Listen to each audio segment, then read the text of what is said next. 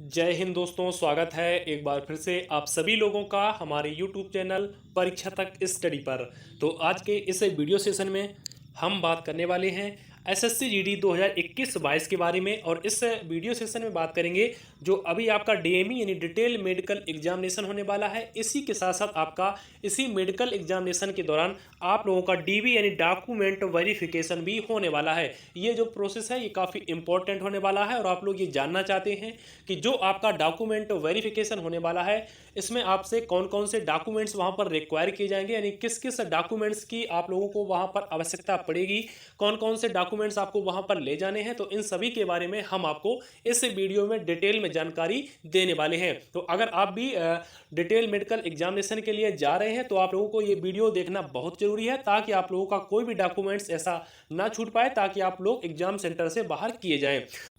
तो चलिए वीडियो को स्टार्ट करते हैं। तो वीडियो को स्टार्ट करने से पहले मेरी आप लोगों से एक एडवाइस रहेगी कि अगर आप मेरे इस चैनल पर पहली बार आए हुए हैं और आप तैयारी कर रहे हैं किसी भी कॉम्पिटिटिव एग्जाम की, और आप लोग जो रिक्रूटमेंट बोर्ड के द्वारा जो नोटिस दिया जाता है उसको सबसे पहले पाना चाहते हैं तो चैनल को सब्सक्राइब करके बेल आइकन जरूर प्रेस कर लें। तो चलिए सबसे पहले बात कर लेते हैं process of certification and format of certificates, यानी कि जो आपका सर्टिफिकेट है वो किस प्रकार का होना चाहिए इसके बारे में बात कर लेते हैं। तो आप लोग यहाँ से देख सकते हैं candidate who is considered against vacancy reserved for age relaxation are required submitted request a certificate from the competent authority in the perceived formats when certificate are by CAPF document verification at a time of DME detailed medical examination. Otherwise their claim for SC ST OBC EWS category will not be entered in the application will be consider under the unreserve category. यानी कि अगर आपने age relaxation के लिए apply किया हुआ है और आप एज रिलैक्सेशन पाना चाहते हैं तो आपको ओबीसी जो सर्टिफिकेट है अगर आपने लगाया हुआ है तो ये आपको वहाँ पर ले जाना है। अगर आपने ओबीसी का सर्टिफिकेट नहीं लगाया हुआ है और आप ओबीसी से बिलोंग करते हैं तो आपका अगर सर्टिफिकेट वहाँ पर नहीं है तो आपको निश्चित तौर पर यूआर यानी जनरल कैटेगरी में डाल दिया जाएगा, फिर आपको ओबीसी कैटेगरी में नहीं रखा जाएगा। इसको आपको बहुत ध्यान देना है, ठीक है। इसके बाद आप लोगों को सीधा ले चलते हैं कि सर्टिफिकेट कौन कौन से आप लोगों को वहाँ पर आवश्यकता पड़ने वाली है, इसके बारे में सीधा हम बात कर लेते हैं। तो सबसे पहले हम बात कर लेते हैं एनसीसी सर्टिफिकेट की। तो एनसीसी सर्टिफिकेट अगर आपने एप्लीकेशन फॉर्म भरते समय में दे रखा है, आपने ऑप्शन में यस कर रखा है, अगर आपके पास ए सर्टिफिकेट है तो आपको 2 नंबर का जो बोनस मार्क है वो मिल चुका है तो आपको ए सर्टिफिकेट ले जाना होगा। अगर आपने 20 सर्टिफिकेट लगा रखा है तो आपको 3 नंबर का बोनस मार्क मिल चुका है तो आपको 20 सर्टिफिकेट वहाँ पर ले जाना होगा, ये आपको ओरिजिनल ले जाने हैं। इसके साथ साथ अगर आपने सी सर्टिफिकेट का क्लेम कर रखा है तो आपको वहाँ पर सी सर्टिफिकेट ले जाना होगा। इसके लिए आपको ऑलरेडी 5 नंबर दिए जा चुके हैं बोर्ड के द्वारा।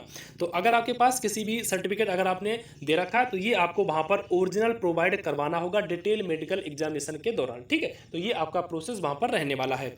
इसके बाद हम सीधा बात कर लेते हैं। तो यहां से आप लोग देख सकते हैं डिटेल एग्जामिनेशन मेडिकल की आपका candidates will be short listed of detail medical examination, यानी जितने भी कैंडिडेट हैं वो डिटेल मेडिकल एग्जामिनेशन के लिए आपके शॉर्ट लिस्टेड किए गए हैं from the pool of candidates who qualify PT और पीएसटी, यानी जिन भी कैंडिडेट ने पहले पीटी और पीएसटी को क्वालिफाई किया है इसके बाद जो दूसरी शॉर्ट लिस्टिंग आपकी हुई है इसमें वो डिटेल मेडिकल एग्जामिनेशन के लिए सिलेक्ट किए गए हैं। तो इसके अंदर बोला गया है matriculation secondary examination certificate to prove age name and education qualification, यानी कि आपका जो मैट्रिकुलेशन जो सर्टिफिकेट है ये आपको ओरिजिनल वहाँ पर ले जानी होगी। इस सर्टिफिकेट से आपका एज और आपका जो नेम है वो वहाँ पर मैच किया जाएगा, ठीक है। इसके बाद आगे देखते हैं। तो यहाँ पर लिखा हुआ domicile certificate permanent residence certificate issue by competent authority, यानी कि अगर आपके पास पीआरसी है, अगर आप असम वगैरह से बिलोंग करते हैं, अगर आपके पास पीआरसी है तो ये सर्टिफिकेट आपको ले जाना होगा जो आपके सेंट्रल गवर्नमेंट के द्वारा इशू किया गया है। इसके साथ साथ अगर आप किसी अन्य स्टेट से बिलोंग करते हैं तो आपको डोमिसाइल सर्टिफिकेट यानी आपको जो मूल निवास है वो वहाँ पर आपको ओरिजिनल प्रोवाइड करवाना होगा। एनसीसी सर्टिफिकेट इसके बारे में मैंने पहले ही बता दिया है। आगे बात करते हैं सर्टिफिकेट फ्रॉम सर्विंग डिफेंस, ये आपके लिए ज़रूरी नहीं है। इसके बाद एक सर्विसमैन के लिए दे रखा है।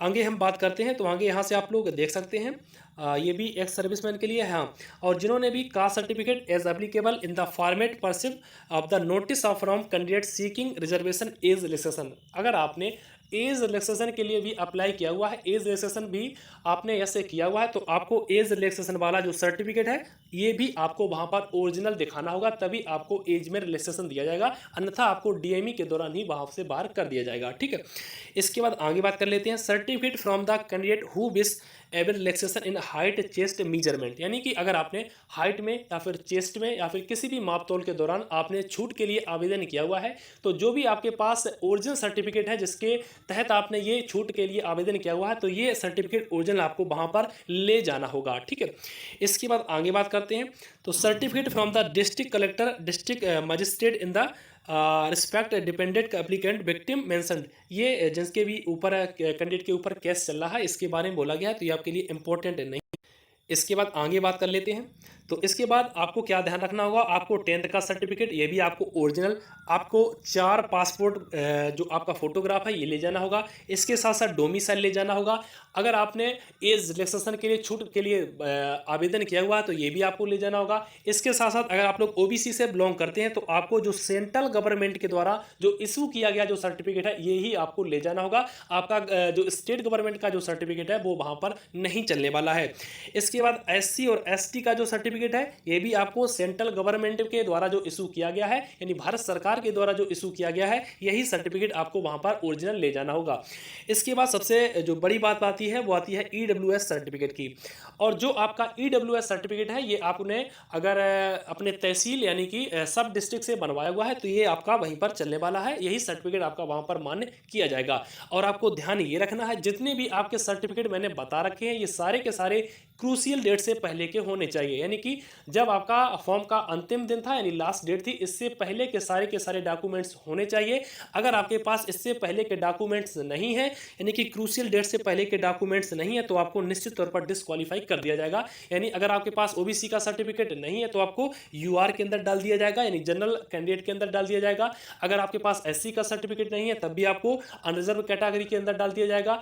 अगर आप वहां पर सर्टिफिकेट दिखाते हैं वो भी क्रूशियल डेट से पहले का और साथ ही साथ सेंट्रल गवर्नमेंट का, तभी आपको इस कैटेगरी में रखा जाएगा। ठीक है, अगर इसके अलावा कुछ और भी आप लोग पूछना चाहते हैं तो इसी वीडियो के कमेंट बॉक्स के माध्यम से हमसे प्रश्न पूछ सकते हैं, हम आपका जवाब जरूर देंगे। मिलेंगे आप लोगों के साथ में नेक्स्ट अपडेट के साथ में, तब तक अपने सभी प्यारे भाइयों को जय हिंद।